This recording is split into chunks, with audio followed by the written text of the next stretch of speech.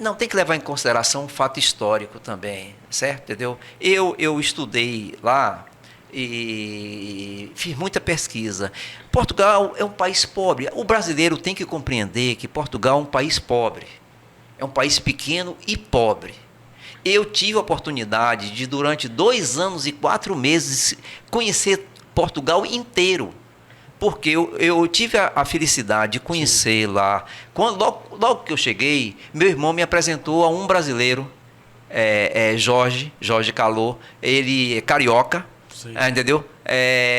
E que trabalhava em uma empresa e ele viajava pelo Europa inteiro, Portugal inteiro. O trabalho dele era esse, viajar. Aí ele me convidou, como ele viajava sozinho, ele me convidou, porque você não quer ir comigo, pois? Nessa viagem a gente vai, sai daqui na segunda-feira, volta na sexta-feira. Útil, agradável. Eu disse, pô, aproveitar, vou conhecer. Ele disse, não, você vai, a hospedagem é paga pela empresa, você fica lá, você paga só a sua alimentação. Olha que beleza. Maravilha. Eu passei 2 anos e 4 meses viajando com ele. Certo? Fizemos uma grande amizade, até hoje somos grandes amigos. Eu falei com ele mesmo essa semana. Somos grandes amigos. E ele é casado com uma portuguesa. Certo? Entendeu? Tem filho em Portugal e ele mora lá há mais de 40 anos. É uma pessoa que tem a vida dele lá em Portugal. Ele foi para lá também muito jovem, com 20 e poucos anos de idade, entendeu? E mora lá há mais de 30 anos. Entendeu? E acontece o seguinte, eu conheci bem o Portugal, que eles chamam lá de Portugal profundo. É aquelas aldeiazinhas, aquelas vilas que estão lá. Portugal é um país pobre, é um país que tem poucos recursos. Por quê? Portugal viveu durante muito tempo só exclusivamente dependendo do vinho, do azeite e da cortiça. Era a única industrialização que tinha em Portugal. Sim. Durante um período floresceu a indústria de confecções em uma região do norte de Portugal, que eu inclusive visitei, estive lá em Faf e em outros lugares. Mas essa indústria de confecção vivia terceirizada. As grandes marcas inglesas, principalmente, e francesas, fabricavam em Portugal a marca deles. Eles produziam, Portugal produziam essas grandes marcas e fazia uma facção com a marca portuguesa e vendia mais barato, um pouco mais barato. Com a mesma qualidade, mas um pouco mais barato que vendia, certo? Mas isso acabou. Certo? Depois que a União Europeia se uniu, a confecção acabou. Tinha calçados. A região lá também de Portugal, norte de Portugal, vivia de calçados. Eu conheci muitas cidades lá que viviam exclusivamente de calçados. Também dessa forma. Marcas internacionais que chegavam lá e a mão de obra barata. Aproveitava a mão de obra. Mão de obra muito barata. Então Portugal, a gente pode dizer que dentro da União Europeia é um país de terceiro mundo, né? Que sim, Portugal, Espanha e Grécia. Esses 3 países, a Grécia eu não conheci, mas Portugal e Espanha, que eu trabalhei e vivi lá e conheci bem de perto, né? Conheci bastante a Espanha, conheci muitas cidades espanholas, trabalhei lá no sul da Espanha, mas eu lhe digo o seguinte, são países pobres. É claro, em relação ao Brasil, sim, são países muito mais evoluídos, culturalmente, e uma série de coisas que também são países muito mais antigos, né, do que o Brasil. O Brasil é um país novo. Mas o Brasil é um país rico, é um país de oportunidades. Sim, sim.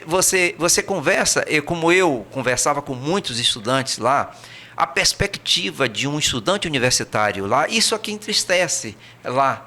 Você entendeu? Você conversa com um engenheiro, você conversa com um cara que está cursando direito, ou conversa com um cara que está estudando medicina, lá, um estudante, lá, sim, qual a perspectiva dele de emprego? Nenhuma. A não ser que ele vá trabalhar e fazer um concurso para trabalhar para o Estado, para o governo. Ele vai para a faculdade para adquirir só o conhecimento. Porque aí ele vai emigrar. Porque a quantidade de pessoas imigrantes que tem português nos Estados Unidos, no Canadá, é um negócio imenso. Por quê? Porque você não tem oportunidade. Você encontra portugueses na Europa inteira, espalhados. Você vai na Inglaterra, você encontra Luxemburgo. A quantidade de portugueses que tem em Luxemburgo é uma coisa assustadora. Eu conheci uma cidade na França que lá você fala português corrente. Em qualquer lugar que você for lá, você fala português. Por quê? Porque a imigração portuguesa já está lá na 3ª geração. E todo mundo sabe falar português. Você vai em um café, em um restaurante, em qualquer lugar, você fala português. Quando eu trabalhei na Inglaterra mesmo, eu fui lá tem uma rua, Sim. lá em um bairro, que eu não me recordo agora o nome, essa rua é uma rua só de portugueses. Todo o comércio lá é de portugueses. Sim. Você vai em um restaurante de comida portuguesa, você quer comprar um jornal de Portugal, você vai lá nessa rua. Você quer uma música, qualquer coisa. Você quer alugar um lugar, lá tem imobiliária de português, você fala português. Lá é a rua dos portugueses, só você fala português. Lá, fluentemente, lá com qualquer uma pessoa. Você tem outro fator também que eu tenho que salientar aqui, que isso passou muito comigo, que é o seguinte: lá as pessoas, enquanto eu não abria a boca, as pessoas achavam que eu era indiano ou que eu era africano, mas nunca me dizia que eu era brasileiro. Eu também me chamavam, eu era indiano ou eu era árabe. Árabe, era exatamente. Certo lá no Canadá, era certo. Quando eu chegava, quando eu falava que era brasileiro, o cara olhava pra mim. Exatamente. Enquanto não abria a boca, acha que é isso. Pedro Carlos, você foi 2 períodos lá. Aí eu queria que você falasse pra gente, até para o pessoal que está nos assistindo, as oportunidades de emprego da primeira vez que você foi, quando você chegou, como é que você se fez para fixar um emprego, tal oportunidade, e dessa segunda vez que você foi? O que aconteceu? Na primeira vez que eu fui, era fácil.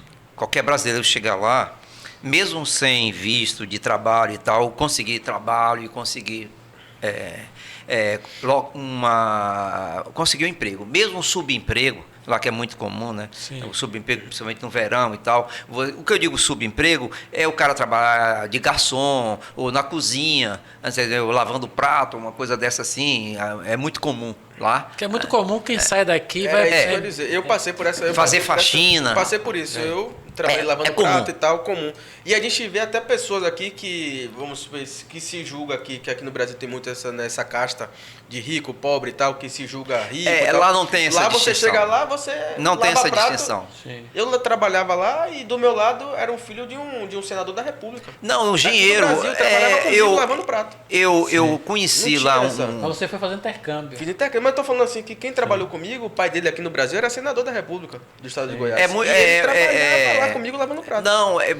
Não, há um respeito muito grande em relação a isso. Eu digo isso pelo seguinte: eu tinha um amigo mesmo que ele trabalhava no carro de lixo, certo? Coletando Gari. lixo. Como gari.